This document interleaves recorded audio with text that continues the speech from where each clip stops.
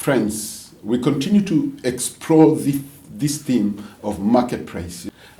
In my first introductory message, I tried to bring to you clearly what it means to engage in the marketplace. In my previous brief message, I talked about accuracy, divine accuracy in the marketplace. Now, to be able to have that level of accuracy, there are things that we need to understand. And the first thing that we need to understand as Christians is that God has given us promises. And so these promises, we should align with them to be able to fulfill the purposes for which God has called us in the marketplace. So what we are doing in the marketplace must align with the promises of God. The second thing, we need to understand that we need to develop specific habits.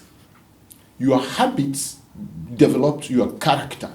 If you don't have things that you consistently do, you get to a position where you cannot be relied upon. So developing our habits is critical.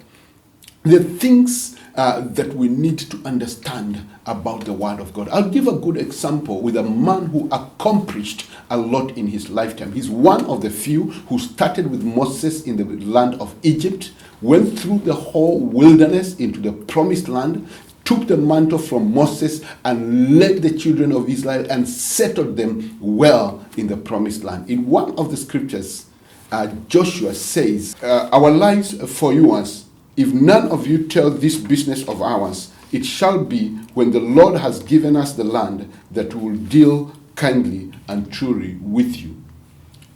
Joshua knew that he had a business, and this business was so critical, and therefore somebody had to commit their lives as he committed with his team his life to ensure that what he's been called to do is accomplished.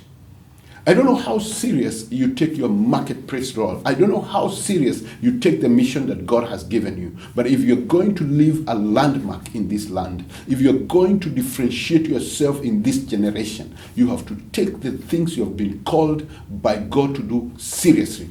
It could be just selling vegetables, or it could be learning a school, or you could be learning your own bank or your own airline company. It doesn't matter the magnitude of your project.